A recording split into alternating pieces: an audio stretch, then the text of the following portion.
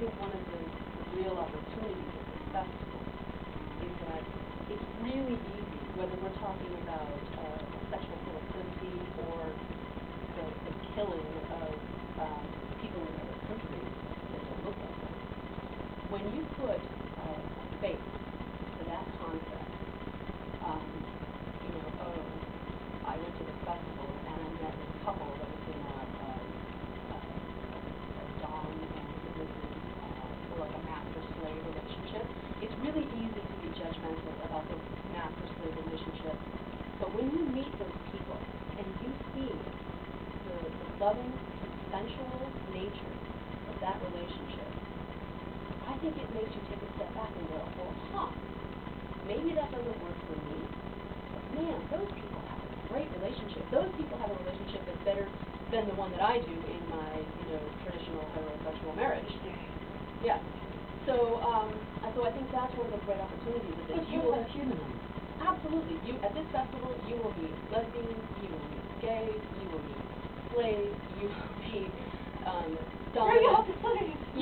swingers. You have the opportunity to put a face to all of these people, to have conversations, to hear what they're into, and you might not agree with that it would fit into your life, but at least it humanizes it, and it makes you, I think, open up and get a little heart connection there, and go, well, that's not so weird, not so yucky, not so bad.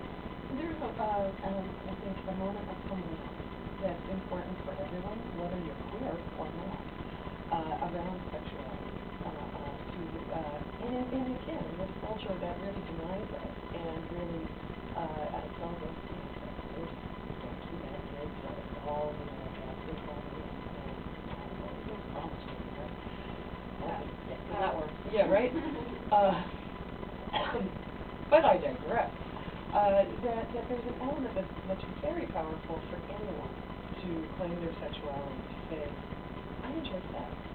Whether you're a straight person, a queer person, from any end of the spectrum of what kind of sex you might be enjoying, to just say, I enjoy sex, is kind of a wow. I wanted to also bring up the issue of love styles. I think that one of the final frontiers is to love more than one person, or to have multiple partners. It's actually more permissible to be gay nowadays than it is to say, I'm in an open relationship. And one of the problems with that is that everybody has a different orientation. You might be oriented to be monogamous, and if you are, you will have an amazing monogamous relationship. Right. But if you are not oriented that way and you try to live like that, there'll be misery for one or both parties.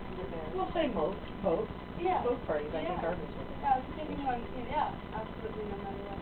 So I'm not advocating one over the other. I'm just saying that this is also an opportunity to look at how we define what is normal and healthy in relationships. And also, another thing is the idea that you have to either claim to be gay or straight. Unfortunately, in our world, if you identified as gay, you cannot be with someone of the opposite sex without being kicked out of your community. Noted. And that just makes me sad for people because, as a sort of mostly straight person, I can do whatever I want. And no one's going to tell me that there's anything wrong with that. Actually, they're going to say, yay. But if my gay friend does it, then they're considered bad or wrong. So we want to challenge that too.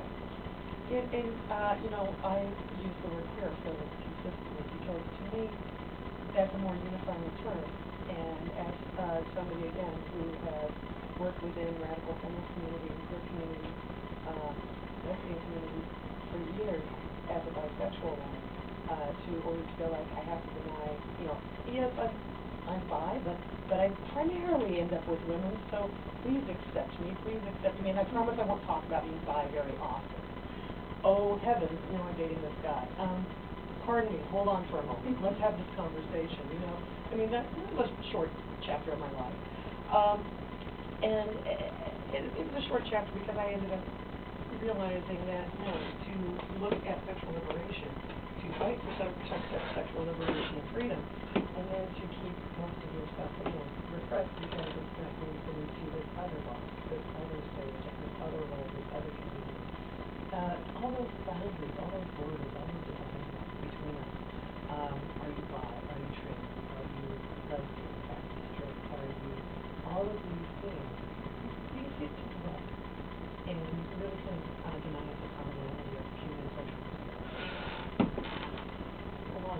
I think that there's this intellectualization happening. I mean, let's do a little recap of all the different ways that we might go about our sexuality and expression, whether it is soft, sweet, and oh so traditional, or bi, or gay, queer, or, harsh and sadomasochistic action.